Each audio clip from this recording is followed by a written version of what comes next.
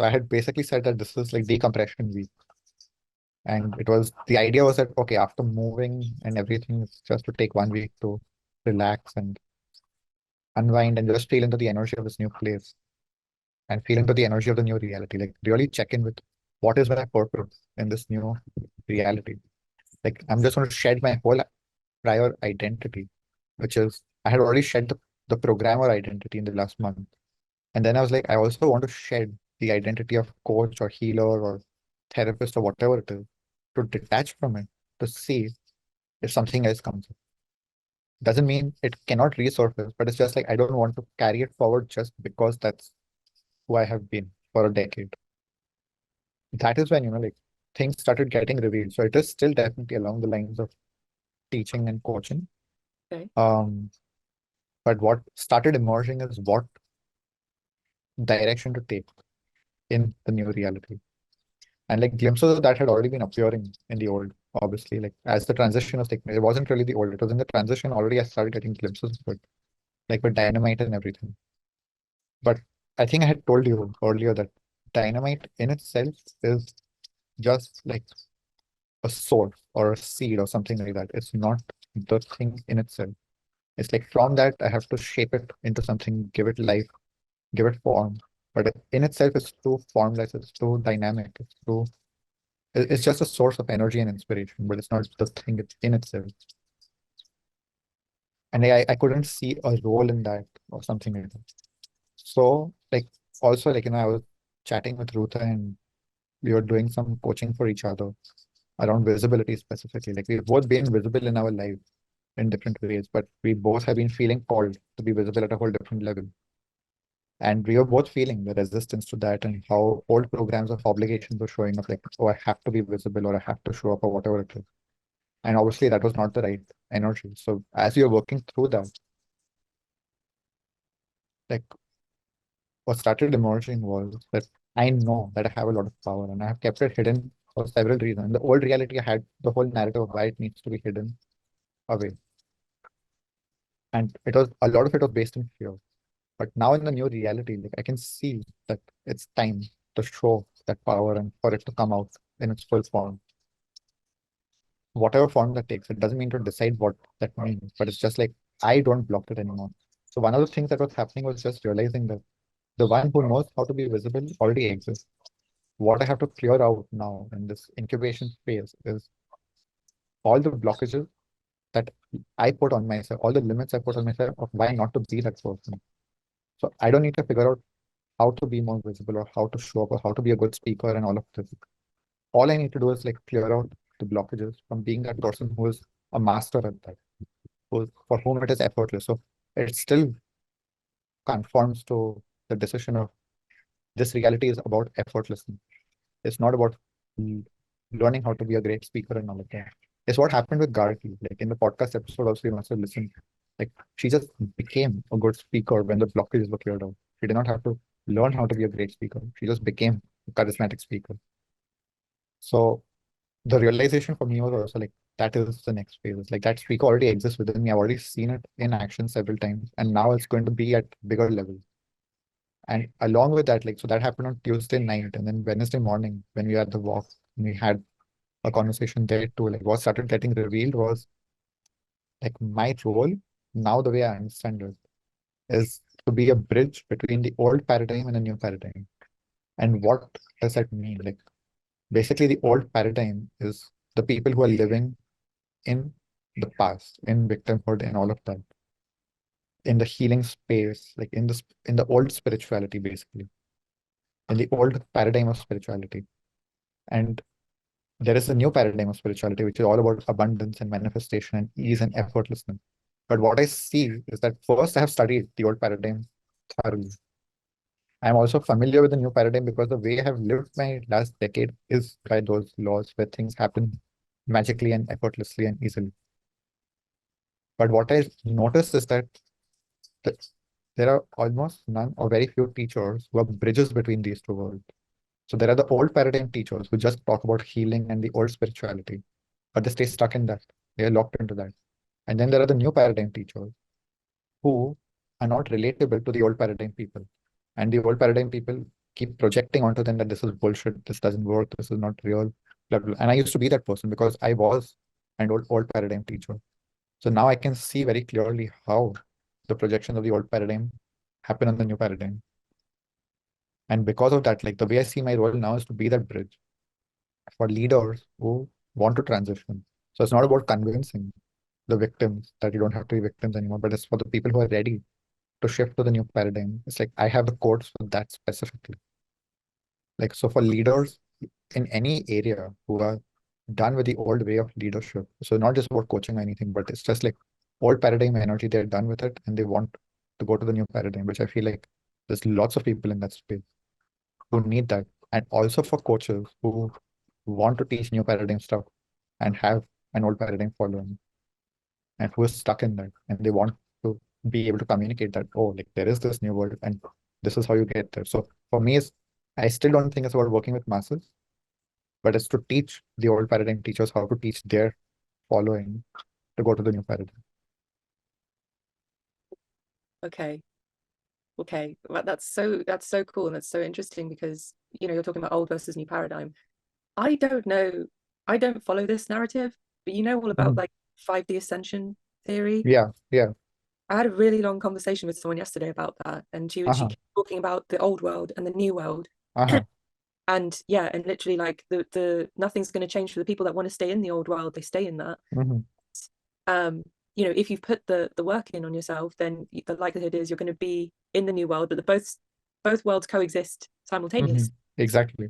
Yeah, so that's really, really like I don't know when this is supposed to happen. I think it's happening now. I don't fully The understand it, the but thing is, so this is the issue is that from what I understand, from my perception of what the issue is that the people who understand this are too deep into the spiritual world and they talk about it in a language that most people just don't get.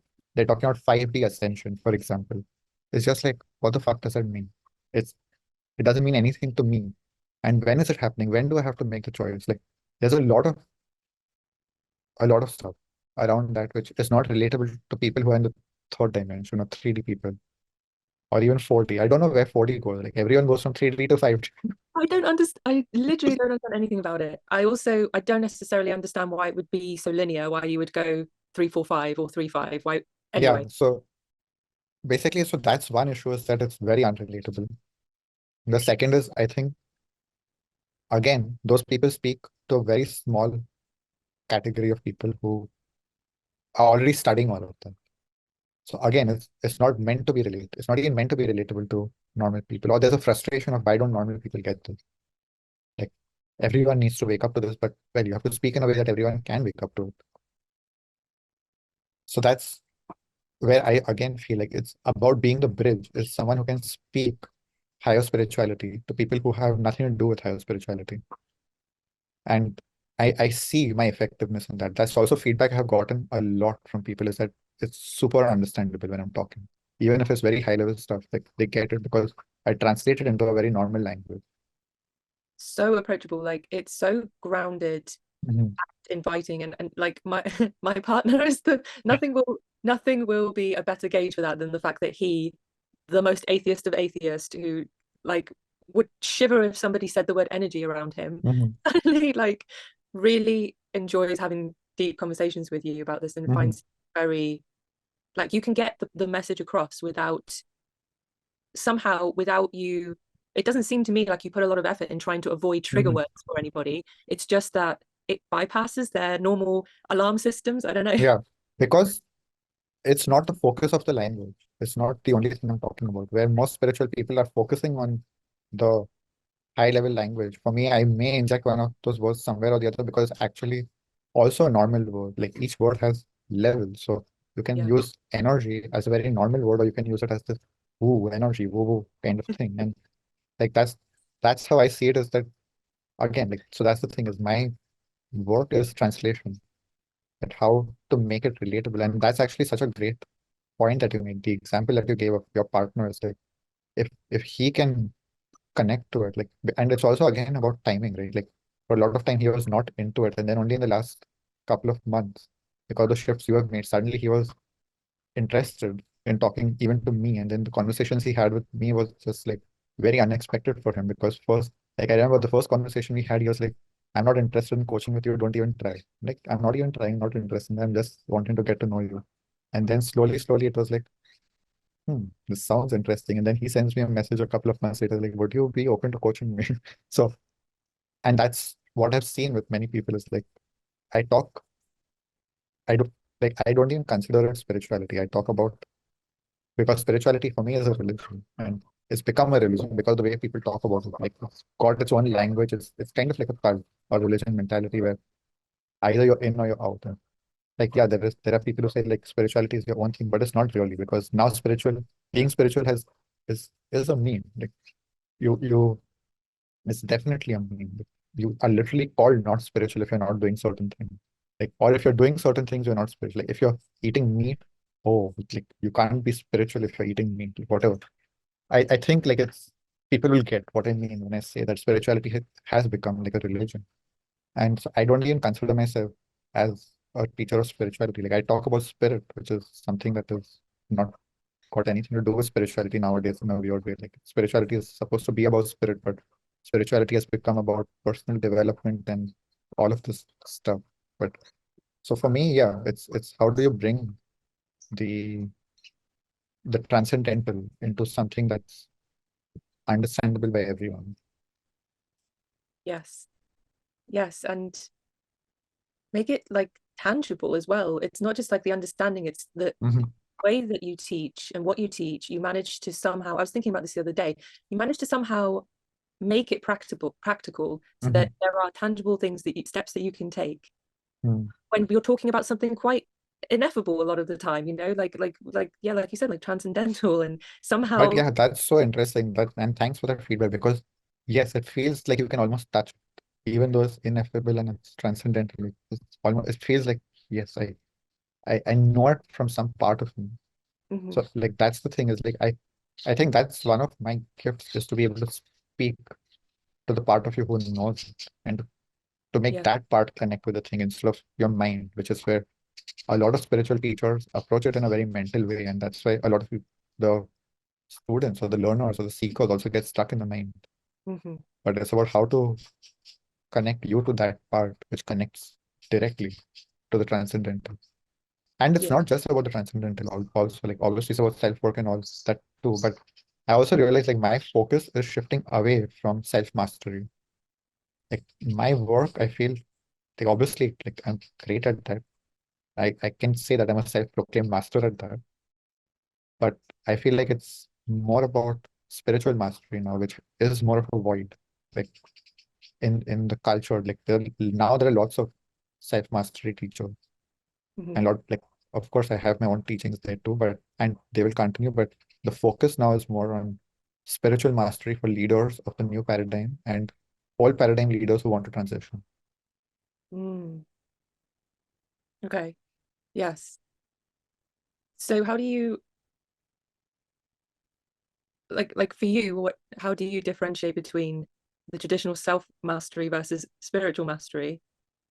I know they're different, but like, The way I differentiate is self-mastery is about mastering your ego. right. Hmm. It's basically all the cultural programming, family programming, ancestral stuff that's come to you. How do you become a master of that so that the ego is not the master, you are the master of the ego? Hmm. So that's just self-mastery.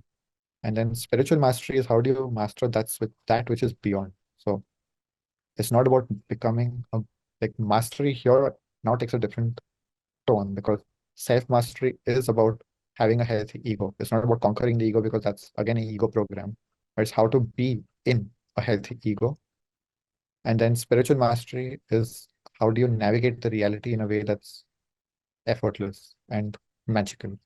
So it's coming into that balance of flow, surrender versus, or not versus, like flow and surrender balanced with like intention and discipline and all of that. So how do you have the masculine and the feminine Mm. in balance within yourself so that that translates outside? So how do you dance with the universe? So for me, that's spiritual mastery is learning to dance with that which is beyond you while being you. So again, like old spirituality is that there is no place for self. You have to sacrifice yourself and rid yourself of the ego. The ego is toxic, the ego is the devil, blah blah blah. And you have to become just this vessel of the universe and surrender completely, and there is no space for a healthy ego. Whereas for me, it's that is why the self and the spiritual mastery is important. And I'm focusing more on spiritual mastery because enough people are doing self work now. So take them to the next level where the self, once you have self mastery, how do you now navigate the spiritual? And obviously, that doesn't mean you're done with self mastery.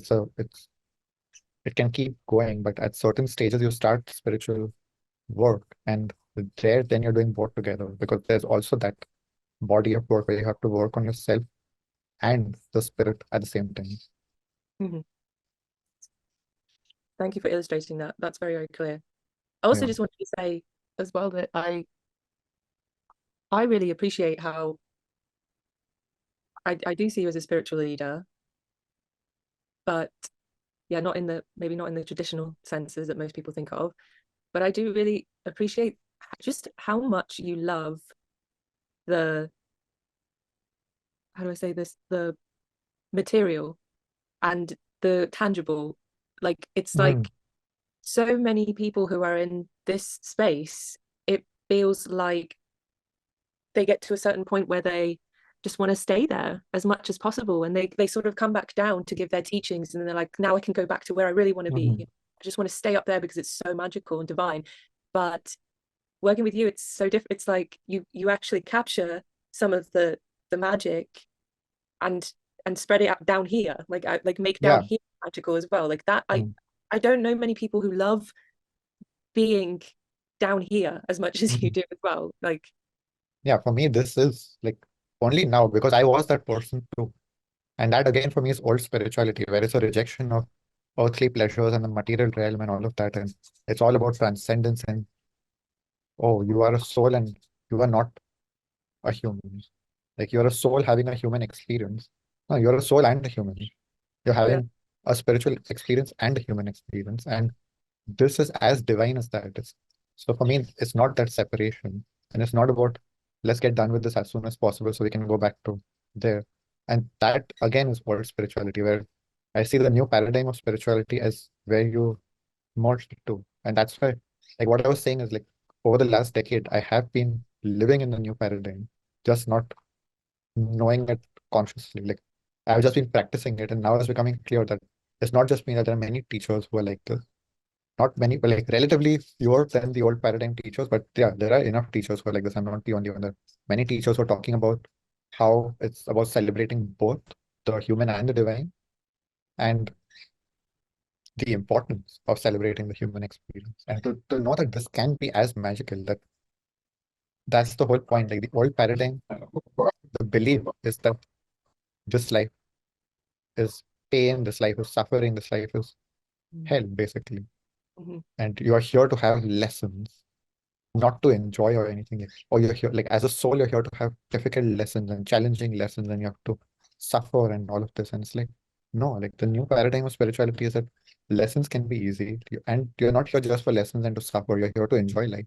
Life is beautiful and life is magical for real. It's not just in this kind of bubble where of toxic, like let's say toxic positivity. It's not, you don't have to have this bubble of toxic positivity to enjoy life. You can actually see how fucked up the world is. So I'm not in denial. Like, nor do I teach them. I teach people to see the world for what it is. Like, yes, there's a lot of fucked up shit happening. And how do you learn to be happy and enjoy life at the same time? Like that is the new paradigm of spirituality, in my opinion, where you don't use the fucked upness of the world to suffer. You don't use it as an excuse not to enjoy life. You don't use it as an excuse to keep sacrificing yourself for some greater good. Like your good is as important as the greater good. And if you can't feel happy yourself, how can you actually improve the world? Because like one of my core teachings now is that where you create from is what you create. If you don't actually feel love and happiness, and you can pretend and be toxic positive, or you can just pretend to be positive, but if you feel guilt or you feel shit because of how shit the world is, and you're trying to save the world and try to trying to preach to everyone to be positive from a place where you're feeling negative, or you're feeling uh or you're trying to change the positive because you don't like the negative, or you're trying to change the negative because you don't like it, right? So if that is where you are, you're not actually positive. You're just saying positive things because you can't actually digest the negativity. So my thing is not about denial, is how can I be fully on terms with the reality and the shitness that's going on, but I don't need to stop being happy because of that. And from that place of really accepting the world where it is and finding a way to be happy there, then I can really produce a transformation, because now the world is meeting me where I am, and we are alchemizing the world. So the world is not getting to me anymore. What happens for a lot of people is that even if you do find positivity, you want to cut yourself off from the world so that your positivity is not affected. So you go and live in this isolated commune, disconnect from the world and whatever. And here it's like, no, I know I can be happy even when I'm in touch with the world. And that is what, because now the world can't enter me with its negativity, now my positivity starts having the reverse effect on the world, where it starts alchemizing the negativity. Mm. Oh, that's powerful. To think of ourselves in that way, like you can reach a level where actually you have real impact in the world Mhm, in general, just because you've reached that place where you fully accept it and see it as it is, and mhm. still choose to put out more positive than negative. I like that a lot. Yeah, and I think it's very important to understand that saying positive things doesn't actually mean that you're making the world a better place or making it more positive. Like, it's all in the feeling. If you feel resentful and say positive things because you're resentful, it doesn't change anything. You just add more resentment, because people feel that. People feel you more than they hear you. And that's something we all know just by our own experience. Like, you can see when someone is saying something to you, but they don't really mean it, you feel it. You know what they really mean. So if you can know that from your personal experience, you can also know that just saying positive things doesn't change the world. You really need to become someone who is a force of positivity. And that exists. And that takes some work, but it doesn't have to be hard and it doesn't have to take forever. That's also an old narrative. Like, transformation can be quick and you can become a positive person when you go directly to the core of the issue. So we've seen this in the group with several people who come with very heavy lives and come from dark places, but they're ready to shift into the happier place. And you see how fast people drop things, and then they're like, okay, I'm not going to feed this anymore. And I am healed. I'm not healing forever. I am healed and have become a person who is now positive hope. And I'm not trying to save the world because I'm holding on all this trauma and I want to stop feeling the pain. I have actually stopped feeling the pain. And now I'm ready to show others it's possible. I don't need to convince them. I don't need to convince you. Like, if you want to, you can have it. And if you don't, if you want to continue with old narratives, I'm not trying to change that. Yeah, because you're just accepting everything. So firstly, starting with accepting yourself, and that includes the ego, and Mhm, like even believing that you can have a healthy ego and not neglect it, and that it's to become like a loving caretaker for your ego. mhm, I think is just one of the most beautiful feelings mhm, I've felt as well. Is like going from this place, like you said, the old paradigm of viewing it as something that you should feel ashamed about, get rid of at all costs, try to control, um all of those outlooks, yeah, and to befriend it, just mhm. just to befriend it. And so firstly, yeah, like the level of acceptance within yourself, and then obviously that then ripples out into the way that you see the world, where you come to a place where even when you see someone who is very deep in their story and extremely attached, and they could so easily stop, and they don't want to, and you don't feel anything other than just acceptance of that, and you can just Mhm, look at it, go, this is what you want to experience right now, and I respect that, and I'm going to completely just step aside and let you have what you want to experience, and not, mhm. it's, yeah, just to reach that level of acceptance of the world and everybody in it. That, I And think, is the biggest challenge to step into the new paradigm, is when you give yourself and other permission to suffer without interfering in it. It's like, even my own suffering, like sometimes I just need to suffer a bit, or I need to feel some pain or go through something. and I don't need to change that. Like when you can give yourself permission, you can see others are not ready to stop suffering. And I don't need to convince them, and I don't need to feel bad because they're feeling bad. And if Mm. someone is addicted to their suffering and they want to stay in their suffering for weeks, months, years, I don't need to stay suffering with them. I can move on. It's really like the infinite mindset. I just like ever since delving into feeling like the infinite within me, and I can't look at life the same way. Like I Mm, can't the world the same way, and it just helped me so much with allowing people to have their experiences. And I feel like the conversation we had a few episodes back when you said, you know, what's amazing about this place is everything is there, every experience. And obviously we all want to try every experience at some point. Like if it is a infinite experience, then yeah, yes, yeah, this is very interesting because it's like, how we receive these programs that you should do this and you should do that and you should not do this and you should not do that. Like I just realized as you were talking, one of the big programs we receive is that you should not feel pain and you should not suffer. And there's no reason to say that. There's no reason to prevent someone from feeling pain or suffering. It's like if that is the experience that they need to have, who are you to say no? Who are you to interfere? You are not God. Like you are no one to stop someone else's experience that they need to have. So whether it's like you should feel good or you should feel happy or you should feel grateful because of how privileged you are. Like, okay, if I don't, fuck you. Like get off my back and stop telling me what I should and should not feel. Mhm. If I don't feel grateful for feeling privileged, fuck you. I'm not going to force myself to feel something. It's like if this is what I feel right now, this is what I feel right now. If I'm suffering, if I'm in pain, that's it. Oh yes, I love it. And yeah, just briefly to your point about, you know, the importance of it's where you're coming from, not just what you're thinking and saying, but Mhm, it needs to be real.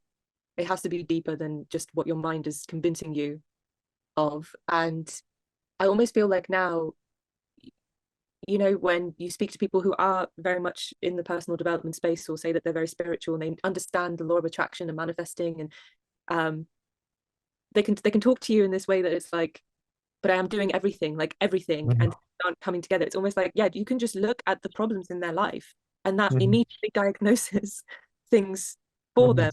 We can't see our own stuff that easily, so I'm Yeah. not expecting anyone to, but yeah, you can tell when someone is in integrity and being really Mhm, authentic just by what if they keep, as in like if they keep having the same mhm, things happening, but yet they keep telling you that there's nothing there to work on, you know that actually the world is kind of pointing in a very mhm. direction. Yeah. Yeah. Like you said, it needs to be real. Like, yeah, it can only be real. It's Yeah, the only way it works in that sense is that if you try to fake it, whether to yourself or anyone else, the proof is there in your face, in everyone's face. Like everyone can see that you're full of shit. yeah, except So you. even you, like at some level, you know it. Like, Yes. you may choose not to see it, but you know it. You know Yeah, you're lying to yourself. You know that you're pretending. And you're telling yourself, oh no, like no, it's fine. Or whatever you're telling yourself. But yeah, really you know it. So it's only when you have that real honesty with yourself that okay, this is where I'm at. And it's okay. Like this is one of the big permissions is a lot of people don't have the permission to just say that, okay, I'm at a level 6 out of 10. It's okay. I want to be at a 10 out of 10. I'm expected to be at a 10 out of 10, but I'm at a 6 out of 10. It's okay. Like, why is that not okay? Why does everyone have to feel 10 out of 10 all the time? And so for me, the new paradigm is not about feeling 10 out of 10 all the time. Like just yesterday, I was having this thought that there is no heaven in the new paradigm. There is no mm, such thing as heaven. Heaven belongs to the old paradigm because mm, heaven comes with hell, and heaven and hell both belong to the old paradigm. And the new paradigm, there is no such thing. It's like there is no judgment of the experience or the environment of where you are because it's it all has a place in the same container. So you're not in hell just because you're suffering, yes. and you're not in heaven just because you are experiencing magic for some time. You're in the same place. It's all happening here. So I feel like that is what is important to realize, is that there is space for all experiences in the same place. And it doesn't mean that, oh, if I'm feeling bad, now I have somehow lost the magic and I have to get back to feeling great immediately or do everything possible to clear out this energy. Like, just chill out. If you are really honest and you're in integrity, that energy will pass anyways. You don't even need to do anything. It's effortless. You have to just allow the energy to move through you. But if you hold on, if you get attached to some narrative, that is what blocks the energy, and that is where you actually get stuck in the old paradigm and you actually inhale. Hmm. Oh, there's so many things that I could go into, but I'm gonna stop myself. And um We can explore, why not? I can go meander. Okay. So yeah, so I do just love how now that you're framing it, the old versus new paradigm of spirituality, Mhm. I do love how, to be spiritual, a lot of people think that they are in no way in that dynamic of religion, and yet it's kind of still insidious, and it's the energy Mhm. of still infused within that somehow, because it's like you described, a lot of people believe that we're just here to learn lessons. It's earth school, and it's only about moving through your karma, like work Mhm. through all the karma from all the previous lifetimes. This is why you need to suffer now. And yeah, the real reward is once you die and go on to ascend, Mhm. whatever. So it's amazing. So you It's interesting. I just want to touch on that a bit because this topic came up in the last few weeks somewhere in my own head, not somewhere, like somewhere in my own head. Um, that basically, like, there is this spiritual narrative of being free from karma is super toxic, and it's very much old paradigm, because like, in Sanskrit, karma is just like basically the cause of law and effect. No, what is law of cause and effect? And essentially, it just means that every action has a consequence. And then this whole additional narrative was added to it, that there are good consequences and bad consequences. And you have to pay for the bad consequences, and you're given blessings for the good consequences. And that is, in my opinion, it's nonsense.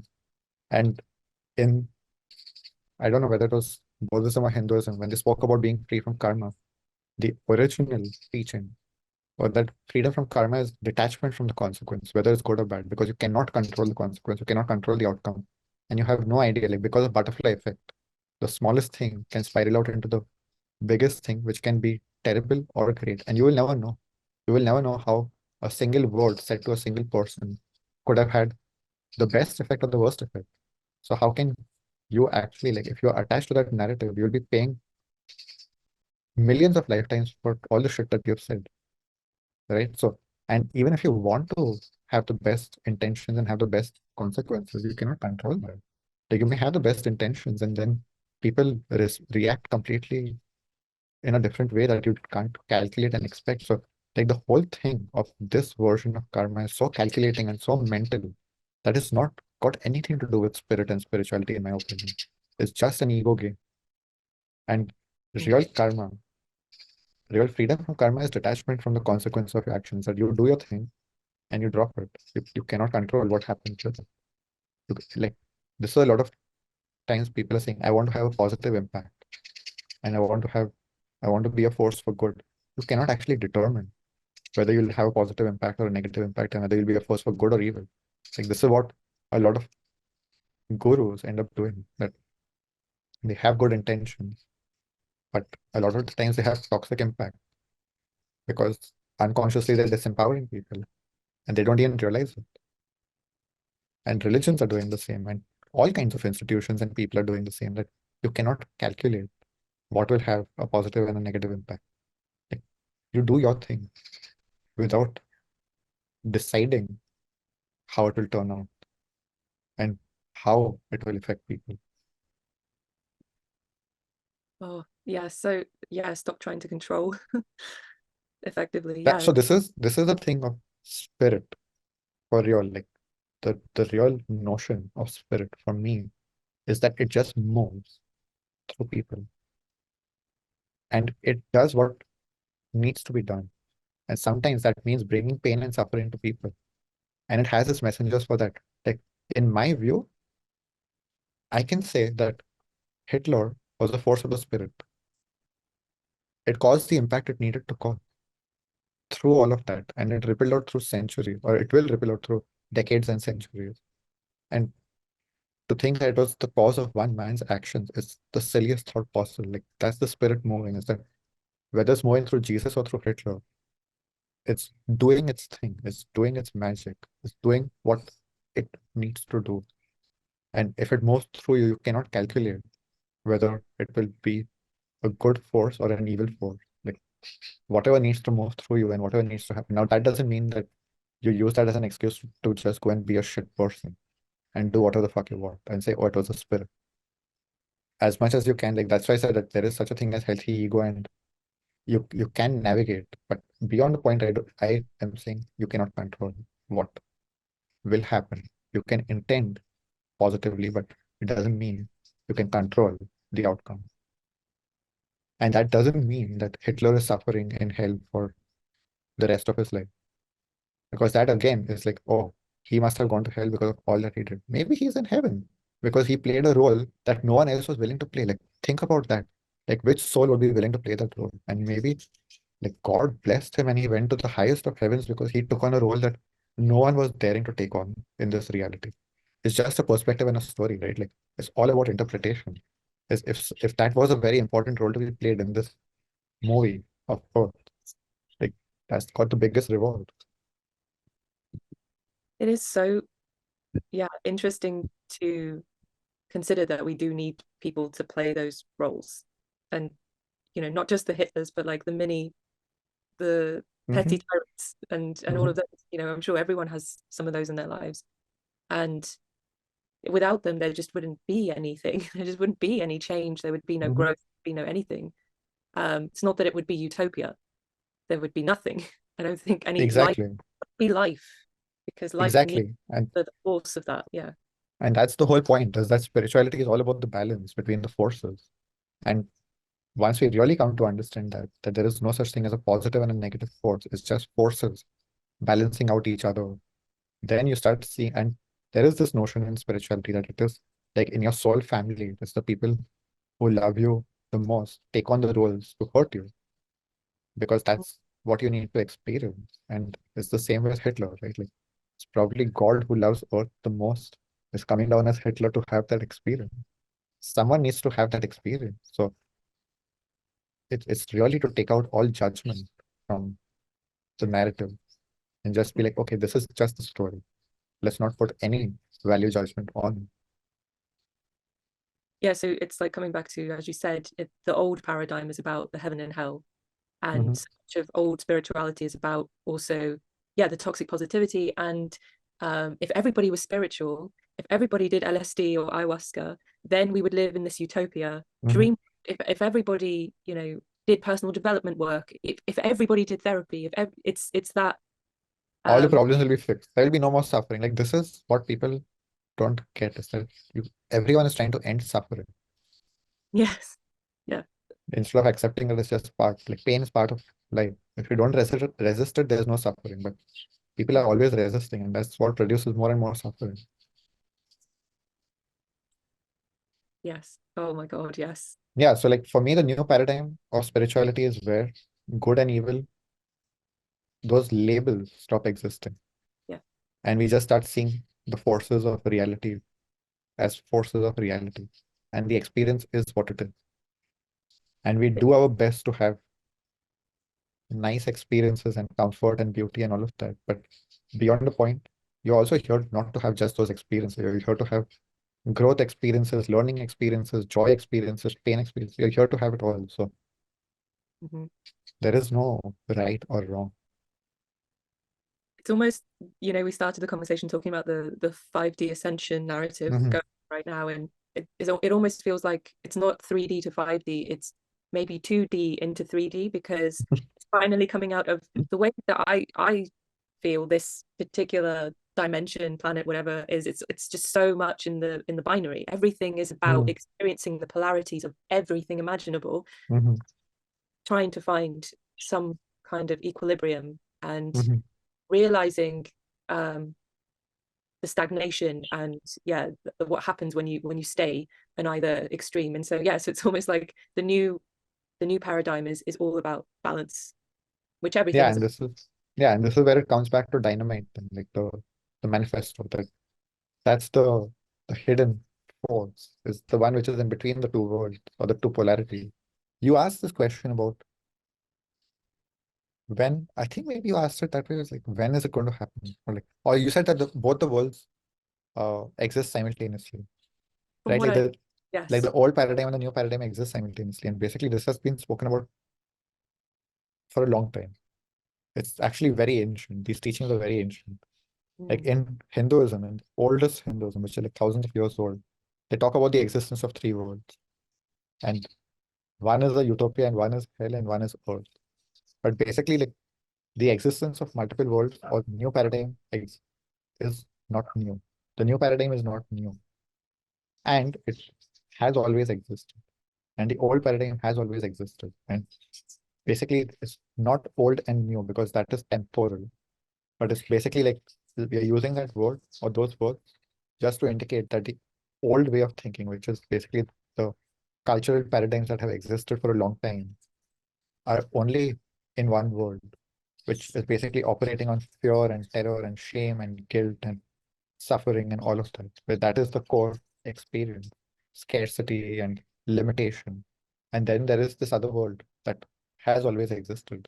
And many people have experienced it for millennia, where things are easy and things are effortless and there's magic and there's abundance and there's flow and there's grace. So they have always existed and you can go between both worlds pretty seamlessly when you have the codes. Like there is that bridge between the two worlds.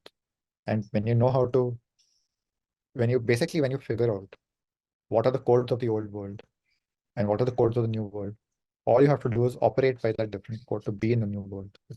You have to just install those programs, that operating system to experience that. And then there are some people like me who are operating as a bridge between both worlds, who help people to transition. So in the Matrix, that's a train man, like who's taking people between the two worlds. Like that archetype has also existed for ages. Like in Greek mythology, there is this archetype called Charon, who is the the boatman, who is uh, basically taking people between between worlds. So like Other world, yes. but the people between worlds have also existed for ages, and both paradigms have existed for ages. It's just we are using old and new simply because a lot of people are stuck in one paradigm for a long time, and the other one feels new, but it's not new. It's just a different paradigm. It's just really okay. Put a pin in that. I'll come back to that at the end. Um, why do you think that this narrative around this upgrade ascension is happening now? Like, why do you think people are talking about it more, seeing it? Like, why are their perceptions shifted? Or It's also not well. I feel like some teachers basically came up with this narrative in the last few decades, and it's just picked up steam. The last century or whenever that narrative has come up, it's just a rebranding of very old teaching, and Mhm. it's easy to market. But Yeah, basically, also like for people who are suffering, it's nice to believe that there is a world where everything is perfect. And that's how cults and religions are formed. It's like there is a promise of heaven where everything is perfect. So that ascension essentially is a promise of utopia. That's why for me spirituality has become a religion, because it's promising a utopia, it's promising heaven. And people never actually get there. And some people experience this abundance and suddenly they become millionaires and then they become manifestation teachers and all of this. But in my opinion, it doesn't last. Like it all comes crashing down at some point. And that's for me the full picture, is that it's not about perfection. Like that new paradigm is not about perfection. The new paradigm is about accepting reality as it is. That's the foundation, that there's space for everything. Yes, you are really liberated. What is happening is that because you're not fighting pain and suffering, you liberate so much energy, it becomes available for magic to happen. So it does feel a lot more magical, but that doesn't mean that bad experiences disappear. They just become something you accept as normal. So you Because said you put a pin on something. so this is more, yeah, just something that popped into my head when you were talking about the people that shepherd souls into the underworld. Mhm. Is I think they're called psychopomps, is the term for any Mm, character, the archetype that does that. And I'm pretty sure Hermes is also he had access to the underworld, so his mm, job wasn't to do that full time, but he was given access to go to the underworld and obviously and leave, because usually mm, it's like a one-way ticket. And that Hermes was also the messenger of the gods. mm. But And underworld in Greek mythology, is it similar to hell or is it just the afterlife? Because I think that is what is important. Like, I'm not talking about afterlife. I'm talking about moving between worlds while you're alive. whilst you're alive, no, it is supposedly hell. Uh-huh. The Yeah, under I think that is an important distinction, is that you navigate realities and worlds while you're still alive. Like, there is no such thing as death. So the Yeah, soul is the one that is switching realities and switching worlds. And like, the physical dimension may not change, but what you experience changes entirely. yeah. So in that sense, yeah, like I see myself as someone who takes people between worlds, helps them to shed the baggage of one world so that they can transition to the new world. And what was interesting at one point for me was like to start seeing minimalism as like a spiritual phase of transition between worlds. But a lot of people again get stuck in the identity of a minimalist, where Ah, I see it as shed. shedding the old and shedding the programs, but you can pick up new stuff more intentionally, more consciously, without attachment. So the shedding of minimalism from a spiritual perspective is dropping attachments mainly, so that you can still have material stuff, but you're not attached to it in the new world, in the new paradigm. You can be a maximalist. You can have many houses and many things and whatever, but you're not beholden to them. You're not weighed down by them.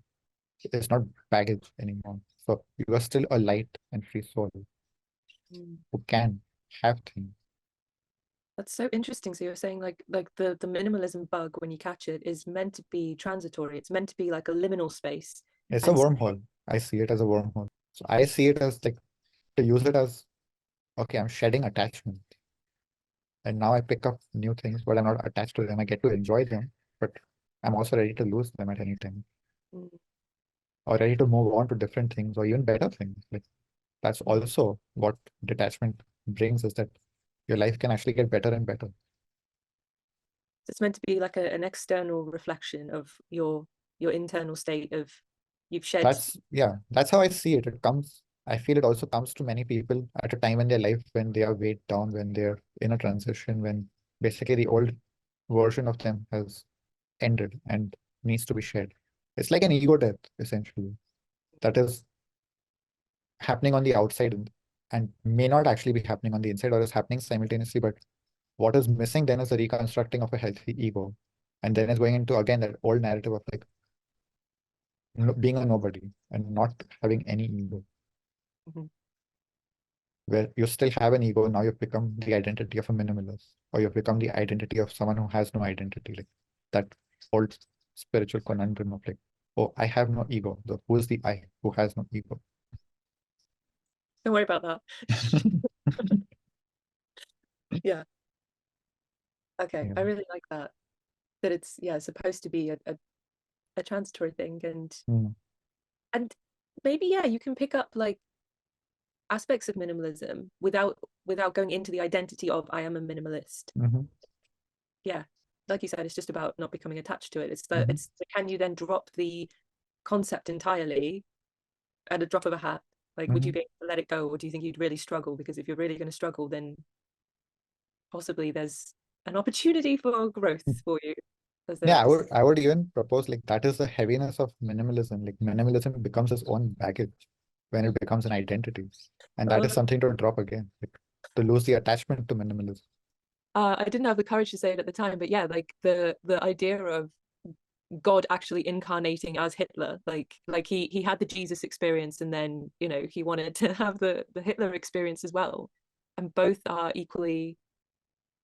Well, I don't know. like the thing is, if we really interpret spiritual teachings, it's like if Like people say everyone is God or everything is God. God is in everyone. Then it's in Hitler too. Why not? Like we really have to digest the full teaching, not as a convenient, not as it is convenient for us. Mm-hmm. And that is what it really means to reach total acceptance and total compassion and unconditional compassion and peace and bliss and joy. But that comes when you stop fighting, that there is no place for Hitler in the world. And we must eradicate all the shit. And wars have to end. Like, do your best. I don't see them going anywhere. And it's pointless to fight that energy. It's about Yeah. you do your role that maintains the balance. The conscious people are meant to do the good so that the unconscious people can keep doing the bad. And the balance continues and the drama continues. And yeah, the world goes on.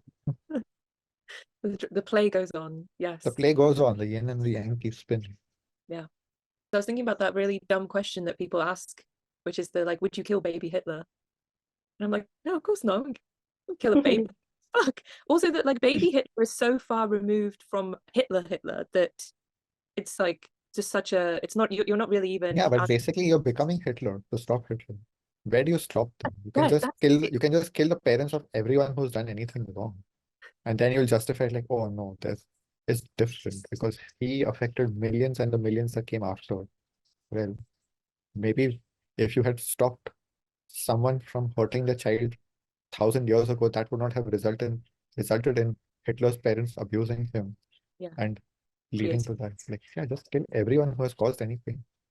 You like that's exactly the whole karma thread that you cannot tell the consequence of one word or one action can lead to the creation of a Hitler 10,000 years later. Like you really just when you really start understanding how energy flows and patterns form and all of that, like you really cannot control this.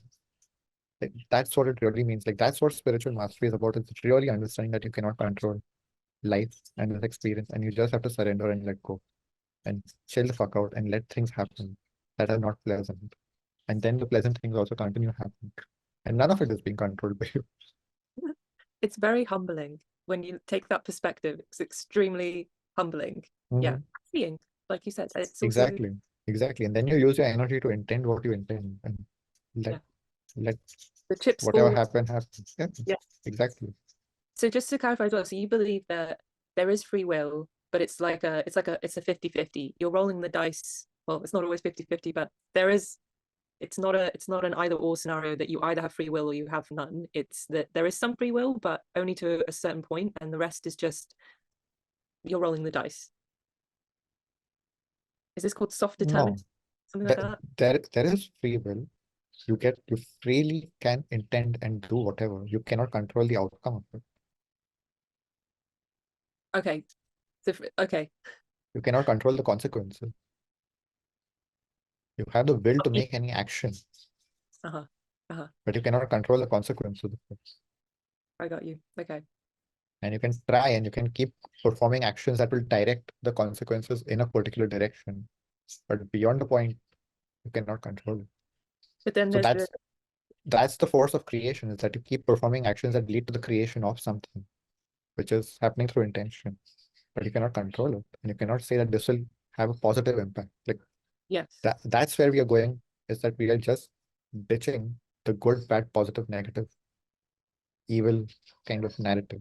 Is that yes, I can use my will to intend and create and navigate and control certain things, but I cannot control if it will be good in the bigger picture or bad in the bigger picture. And the force behind the inspiration of your intention is another story that we won't go down into because who the hell knows, right? Because you can think it's you.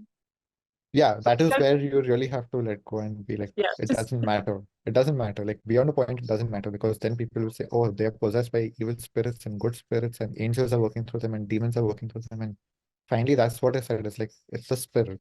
And yeah. it's not a good spirit or a bad spirit. It's the spirit. And if it's moving through you, it's moving through you. And what it creates through you, it creates through you. And whether you create a Facebook that then becomes an institution of oppression, you cannot control it.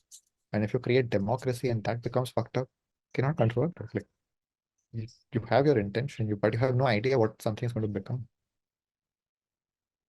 Yes. And so I feel like when we're discussing, visibility and how you're really ready to step out into like onto the stage and Mhm. overclaim and be the spiritual mastery teacher and Mhm. that I take it that yeah, you've made peace with this now, that you're like, I'm going to set the intention of what I want this to do for the world and other people and myself, but who knows what will Well, my happen. intention is disconnected from it being a force of positive or negative or good or evil. It's like my intention is to liberate people from the old paradigm so that they can shine fully and put themselves out there without having to control whether they'll do good or evil, how they will be uh, perceived, how they will be judged. It's like none of that matters. Like you do your thing. I love it. Okay, So great. that's how I see operating in the new paradigm. Like that's where people arrive at is that they're they're just doing what they're inspired to do without thinking whether it will be this or that. It's like this is what I feel inspired to do. I feel inspired to create Microsoft. I don't know if it will become the Microsoft it is today. It's like I'm starting with MS-DOS or whatever I'm starting with. I'm starting with this tiny thing. I don't know what it's going to become. I can have a vision. Whether that vision will materialize exactly and what will be the consequence of that vision in the world, I have no idea. But this is where my inspiration is taking me. So it's yeah, there's the idea is that there will be more people that are taking inspired action, as in the spirit has more portals in which to um, manifest and operate through. Well, that's the intention. Yes. Like just to conclude, like that basically the new paradigm is not heaven. There Yes. is no heaven in the new paradigm. Like that, if people can just digest that, but the new paradigm is not about heaven and utopia. It's about getting out of the idea of heaven and utopia. And getting to a place where you don't want a heaven or a utopia. Like we talk about this a lot, and so many people just like, why would we want, like, yeah, just to acknowledge that actually you can get to a place where that would bore the shit out of you, Mhm. and you Where you would be, don't want it or need it. Yeah. Like, yeah, you would, maybe this is how Hitlers get created. They come from this like utopia dimension mhm. where there is nothing but paradise, and then they're all queuing up to play Hitlers around the other dimensions. Like I could Yeah, see there. that turning me into a Hitler. Like Yeah, like if you're really bored of everything being perfect, you're just like, let's go to the other extreme and fuck up everything. yeah, 100%. I told you I witnessed this in myself when I played The Sims as a child. I have that. I know I have that in me when it's too perfect. Yeah. You start fucking things up for yourself because you're like, I can't do it anymore. So I feel like, yeah, that's the thing is that when we stop resisting reality and we stop craving for utopia, and also to understand where that need comes from is when you are in hell, you crave for heaven. Hmm. But when you find the balance in life, you're not craving for heaven because you're not trying to escape hell. And there's a little bit of everything, and it's fine. It's acceptable, it's tolerable, it's enjoyable. Like there is such a thing as enjoying a little bit of drama. Like if there, like you said, if there is no drama, I'll get pretty bored. So it's Yeah. it's to have a good amount of everything on your plate, not just like, oh, I have nailed down everything and now I'm bored out of my mind.